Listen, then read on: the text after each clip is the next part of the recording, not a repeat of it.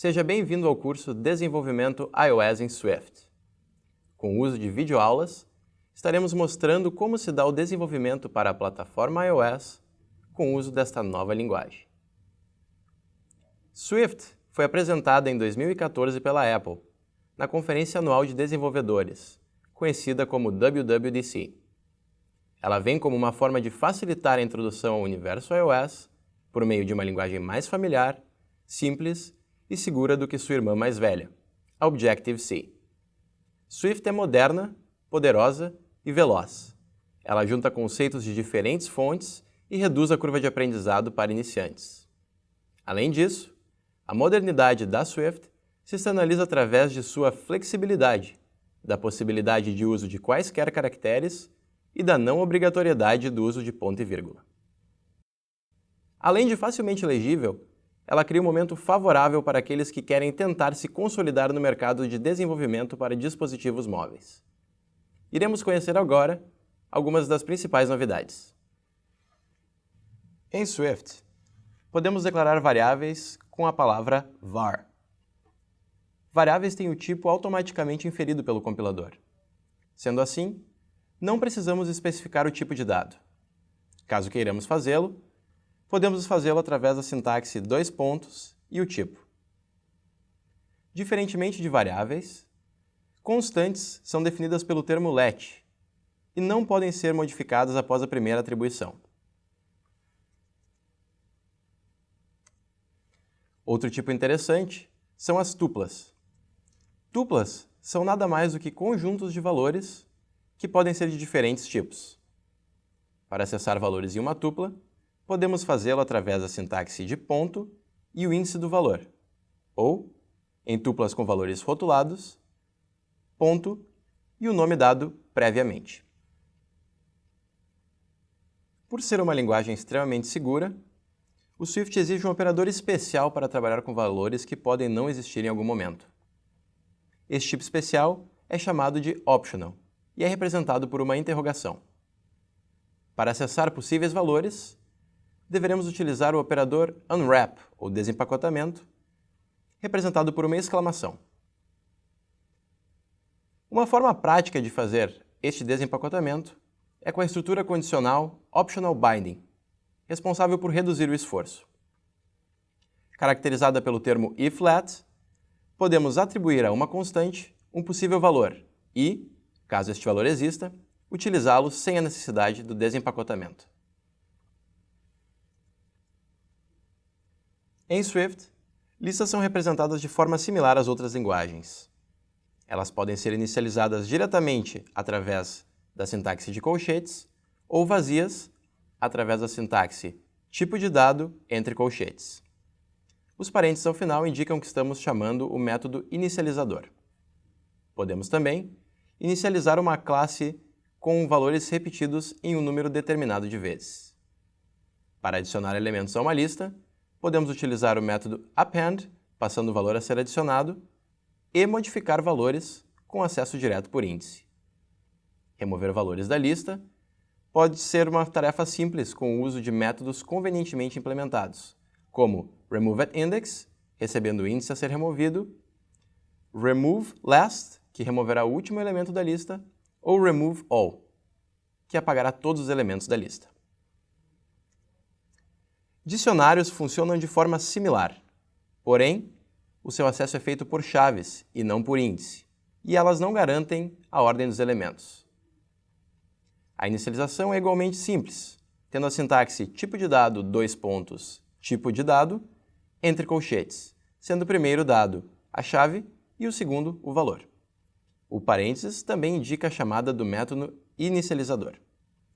Para adicionar um valor novo em um dicionário, basta atribuí-lo a uma nova chave. Para remover, basta fazer a atribuição da chave existente para new ou utilizar os métodos já implementados. Lembrando que, como qualquer outro tipo de dado, listas e dicionários que tenham sido inicializados como constantes não poderão ser modificados posteriormente. Para navegar por esses tipos de dado, podemos utilizar ferramentas já conhecidas, como for ou while. Estaremos passando pelas principais novidades do for. Uma delas é o método enumerate, que retorna para o usuário uma tupla contendo o índice do objeto e o objeto de fato, tornando mais simples o trabalho nessas listas. Outro operador importante é o de intervalos, sendo dois, o intervalo inclusivo e exclusivo. O intervalo exclusivo é caracterizado por 2 pontos e sinal de menor que. Ou seja, estaremos indo de 0 a 9. No último caso, o operador de intervalo inclusivo é representado por 3 pontos e garante que todos os valores, do inicial ao final, serão percorridos. Neste caso, de 0 a 5, repetindo o laço 6 vezes.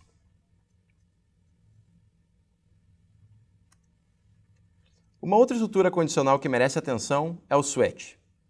Em Swift, switch é bastante diferente de outras linguagens.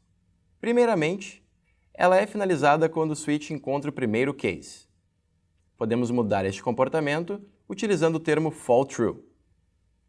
Além disso, podemos fazer verificações complexas, como é o caso de atribuir o valor a uma nova constante e verificar a string através de um método hasSuffix. Vamos agora entrar mais a fundo em orientação a objetos, começando pelas classes. Em Swift, classes podem ser declaradas com o termo class seguida do nome da classe. Caso queiramos, elas podem também herdar de classes já existentes. Para implementar métodos já existentes em outras classes, porém, deveremos utilizar o termo override, de forma a tornarmos formal que sabemos o que estamos fazendo. Classes também possuem um tipo especial de função, os inicializadores, podendo ser inicializadores padrão ou de conveniência. Os inicializadores padrão podem possuir diversos parâmetros, e os inicializadores de conveniência podem ser formas mais simples de instanciar os objetos, mas, em último caso, devem sempre chamar o inicializador padrão. Funções estáticas ou de classe devem ser precedidas pelo termo class, antes da declaração do método. Existem diferentes outras formas de representar funções em Swift. Vamos passar por algumas delas.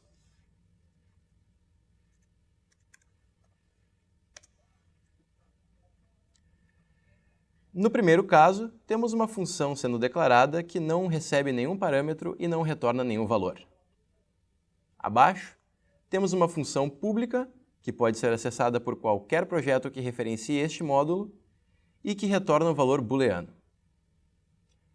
Ainda temos uma função interna, que só poderá ser utilizada por classes deste mesmo módulo, e que tem um parâmetro do tipo inteiro. Note que parâmetros devem ter sempre o tipo explícito. Esta função retorna uma tupla. Abaixo, temos um método privado, que só poderá ser chamado por esta classe, e que recebe um parâmetro do tipo string com o nome externo diferente do nome interno. Abaixo, temos uma função que tem o nome externo do parâmetro igual ao nome interno. Podemos fazer isso com o operador hashtag. Por padrão, funções em Swift têm o primeiro nome de parâmetro omitido e do segundo em diante externalizado. Podemos ignorar este comportamento com o uso do operador underscore. Mas nem só de funções vive uma classe. Também temos propriedades, que são nada mais do que valores, variáveis ou constantes, definidos em um escopo de classe. Podem ser optional. Eles podem possuir também property observers, que são responsáveis por identificar quando há uma modificação ou uma leitura na propriedade. Podem ser privadas, ou seja, apenas acessíveis pela classe, tendo a sua função de escrita restrita à classe. Também podem ser propriedades calculadas, que não têm um valor definitivo, e sim baseadas em outro. Neste caso, ano de nascimento e idade são valores relativamente redundantes. Sendo assim, podemos verificar a idade através do ano atual, subtraindo a idade. É muito importante que todas as propriedades de uma classe sejam inicializadas em algum momento. Para isso, vamos garantir que isso está acontecendo. Pronto. Vamos falar um pouco de protocolos. Protocolos são contratos de implementação que uma classe deve seguir caso queira conformar. Neste caso, declaramos um protocolo positivable com uma função que deve ser obrigatoriamente implementada por quaisquer classes que queiram conformar com este protocolo. Sendo assim, vamos conformar a classe previamente declarada com o protocolo positivable. Você percebe que há um erro de compilação, pois o método não foi implementado. Para solucionar isso, vamos fazê-lo da forma mais simples.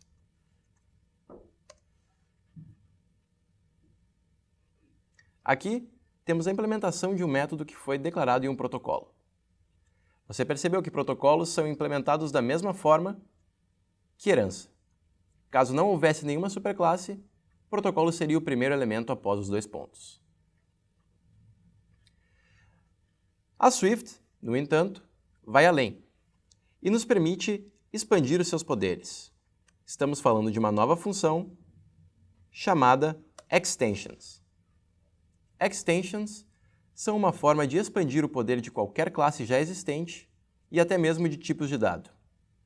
Neste caso, estamos fazendo uma extension para o tipo inteiro e garantindo que todos os números inteiros poderão verificar se são positivos ou não.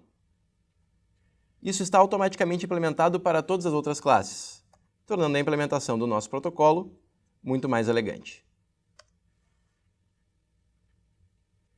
Por fim, vamos falar sobre closures.